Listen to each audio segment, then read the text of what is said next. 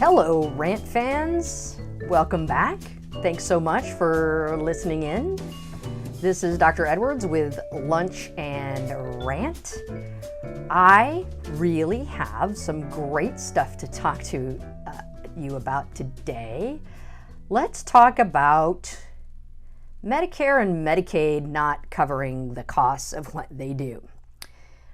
Now, you all may remember back in President Obama's tenure, that there was the ACA, which was passed, and it greatly expanded the availability of Medi-Cal to people who did not make very much money.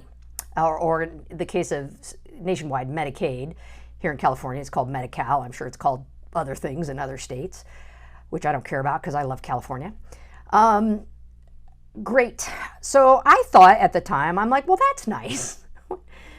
At least we'll get some money for these patients who haven't been paying us. Here's the problem.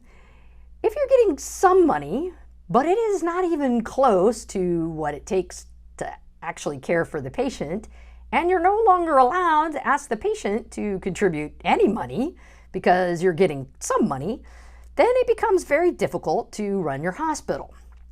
So a case in point, homeless people, obviously, they come in all the time. They use our emergency departments. They're covered by Medi-Cal.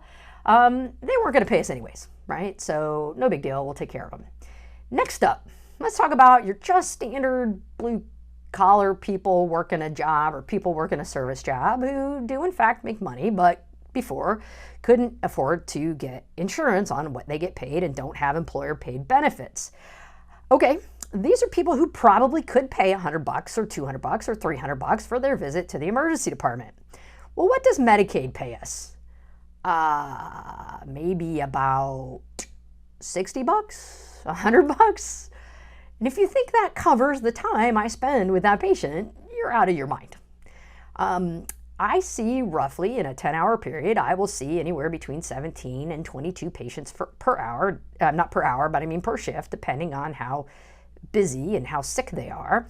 And because most of the not very sick patients are siphoned off by the mid-level or the advanced practice clinicians like nurse practitioners and PAs, most of the patients I see are actually pretty sick and or very complicated. So I'm generally limited to roughly 1.8 to 2 patients per hour. So if I'm getting paid Medi-Cal rates for a significant number of those patients, that means that I am bringing in, at best, for those patients somewhere around $120 an hour. Now, I don't want to get into how much I get paid because it's more than that, because I would not do this job for less than that. Believe me, I'd much rather go work at Starbucks, honestly, or do what I'm doing, which is open my direct primary care practice. And frankly, my friends, it's not about the money. The problem is I don't want to do this for 40 to 60 hours a week because that would be deadly. I would not survive that, and I am not going to do that. I am going to take care of my health first and foremost. So most emergency physicians don't work more than roughly 100 to 120 hours per month. We work somewhere around anywhere from 25 to 30 hours per week. Some emergency physicians work more than that, and I have a word for them. They're crazy, right? But whatever, they're managing it, and God bless them.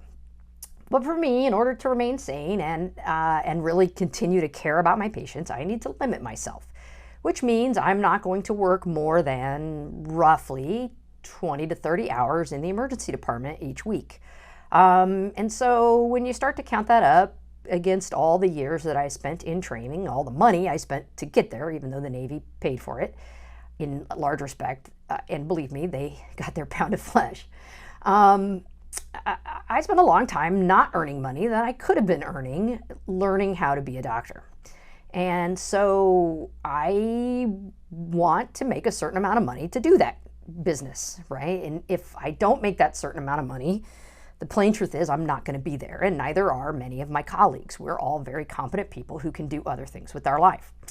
So what's going to happen, right? If all these people are on Medi-Cal and all these people on Medicare, which roughly pays something like, maybe if we're lucky, $200 or $300 to the emergency physician and another couple $100 to the hospital.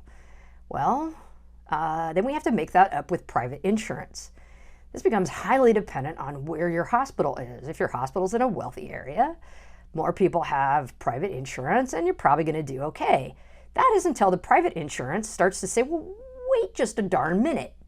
If that's all Medicare is paying, why do I have to pay more than that? Why am I making up for what Medicare is paying? If you'll accept what Medicare is paying, that must mean that that's adequate. So we're going to pay what Medicare is paying. This becomes a problem because Medicare is not pulling their weight. They are not pulling their freight. And oh my gosh, Medi-Cal is not. I have a pediatrician that I went to lunch with a couple years back, and I was talking to her about her practice, and she has Medi-Cal patients. And she was saying that for an annual visit, which really she should spend roughly 30 minutes with that kid, she gets paid $12 an hour, $12 a visit, not even an hour. So $12 an hour means that in order for her to pay not just herself, but her staff, she would have to see, 12 patients in an hour? I mean, you do the math, right? You do the math. So if there's co-pays, right, if they have some other kind of different insurance and they have to pay co-pays, usually around $70, frequently that's all she gets for that visit. That's all she gets. She gets nothing from the insurance company. So you figure she's got a ton of office staff, she's got to pay her lease, she's got to pay herself, she's got to pay her malpractice. There's not a whole lot of money left over for that doctor at the end of the day. How do doctors get around this? Well, what they do is they get bought up by hospitals or groups associated with hospitals, and then they can charge for a clinic that is nowhere near the hospital. They can start to charge a facility fee. These would be $1,000, right? Well, then they can use that facility fee to pay the staff, and so they can use the money that the doctor brings in from Medicare, Medi-Cal, and private insurance to pay the doctor, ideally as little as possible. This doesn't really work well because what happens is instead of having your small private local doctor and a lot of variety in who you can choose for care, you are stuck with these big, huge groups which probably don't care about you as much as you would like. I'm not saying the doctors don't care about you. I do, but they're looked on as revenue generators, right? They're revenue centers. They're factories, and you are a widget. And the best way for that facility, that hospital, to make money off of that doctor is to have that doctor push through as many patients as fast as they possibly can. And Medicare has cottoned on to this, so what they do is they just continually basically reduce the reimbursement, right? They expect doctors to be more and more and more efficient. They want us to do less with more. Well, I'll tell you what we can do with less. It's less. We can do less with less. You know what we need to do more? More. We need more doctors. We need a lot more doctors. And I'm going to talk about that because that's very interesting how we get to have trained physicians. That's my next rant, actually.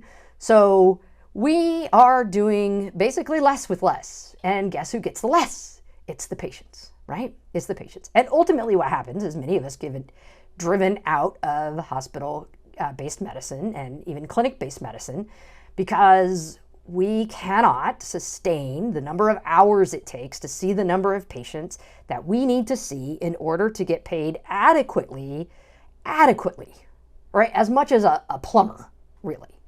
We're working, 60, 80 hours a week, some of these clinic physicians, and they usually do all their notes at home instead of spending time with their family. Again, is this a problem for you? I don't know. Have you been to see your doctor lately? Did you enjoy the experience? Did it help you? So these are important questions, and thank you for listening to Lunch and Rant. If you would like Medicare and Medicaid and insurance really to start pulling their freight, you really need to talk to, again, your local congressman, your senator. You need to look for alternatives to insurance, particularly if you're an employer. There are many alternatives to commercial insurance for you. And so if you have questions about that, please give me a call. Again, I'm Dr. Edwards. Thank you for your comments and questions. You have been listening to Lunch and Rant, and have a beautiful day.